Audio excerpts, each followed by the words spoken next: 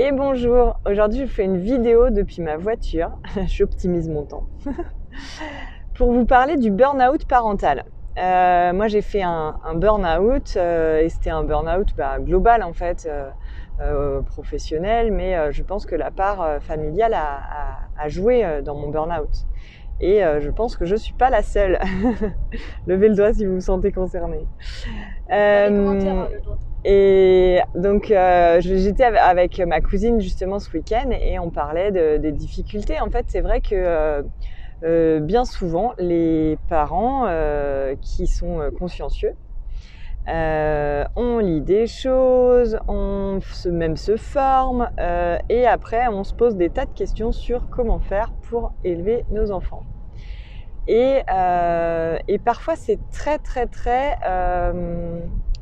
comment ça s'appelle, confrontant parce que on se retrouve à être très à l'écoute de nos enfants et chose qu'on n'a pas forcément eu quand nous on était petits. Et ça peut réveiller des émotions de l'enfance qui étaient un peu refoulées, dont on n'avait pas conscience en fait. C'est-à-dire que les gens qui se posent pas de questions et qui élèvent leurs enfants comme ils ont été eux-mêmes, ça soulève pas peut-être des deux choses, mais quand on se met à être à l'écoute, à prendre le temps d'accueillir les émotions de nos enfants, d'écouter leurs besoins, et bien ça peut réveiller l'enfant intérieur en nous. Donc moi c'était, ça m'a réveillé comme une colère mais immense de ma petite fille intérieure, parce qu'il y avait comme quelque chose d'injuste en fait, que moi je me mette à être très attentive aux besoins, au rythme, aux émotions de mes enfants, alors que moi-même j'ai pas toujours eu ça quand j'étais petite. Et alors d'un côté c'est tant mieux parce que ces émotions qui ressortent, c'est comme si ma petite fille intérieure, elle avait ce sentiment d'injustice, des fois d'être forcée à faire des choses qu'elle n'avait pas envie de faire, tout ça. Et c'est comme si c'était resté enfoui en moi pendant toutes ces années et que ça s'est réveillé. Alors d'un côté c'est tant mieux parce que ça permet de redonner vie à des parts de moi qui étaient enfouies, et d'un autre côté c'est pas évident.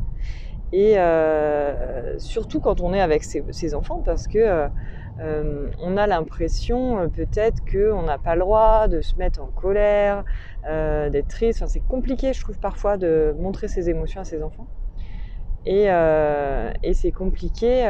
En fait, c'est comme si cette petite fille, là moi je parlais encore de moi, cette petite fille en moi qui a ses propres émotions de colère et de tristesse, comme si je me retrouve à devoir gérer les émotions de ma petite fille et celles de mes enfants en même temps. Et c'est comme si ma petite fille, elle aurait besoin d'un adulte pour s'occuper d'elle en fait. Et c'est là où quand on parle de guérir et de prendre soin de l'enfant intérieur, c'est comment on peut apprendre à soi-même être l'adulte de notre part. On appelle ça les parts émotionnelles en fait. C'est une part de nous qui se réveille et qui en a. En fait, c'est comme s'il y a une partie de nous en tant qu'adultes qui est restée au stage 5 ans ou 6 ans et qui a besoin qu'on s'occupe d'elle comme vraiment un petit enfant, qu'on l'accueille. Et donc ce que vous pouvez faire quand ça arrive, c'est vraiment visualiser, déjà prendre un temps. Vous pouvez vous dire, quand il y a cette émotion forte qui surgit, si c'est pas le moment, si vous êtes avec vos enfants, vous dire ok, je vois qu'il y a ça, je m'en occuperai plus tard. Là, vous reprenez un peu le dessus, hop, je te vois, je vois qu'il y a cette colère, je vois qu'il y a cette tristesse, ok, je m'en occuperai plus tard.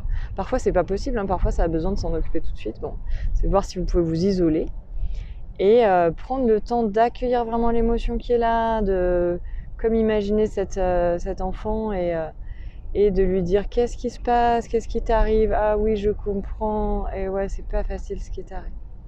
Et si vous faites ça régulièrement, ce sera beaucoup plus facile pour vous de pouvoir accueillir sereinement les émotions de vos enfants aussi.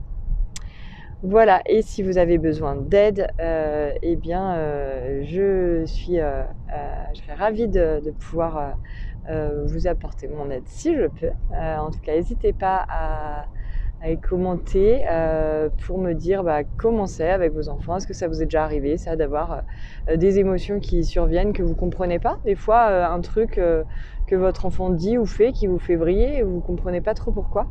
Et en tout cas, c'est vraiment intéressant de retravailler là-dessus après, parce que souvent, c'est qu'il y a une part émotionnelle blessée en vous et qui a besoin d'être accueillie.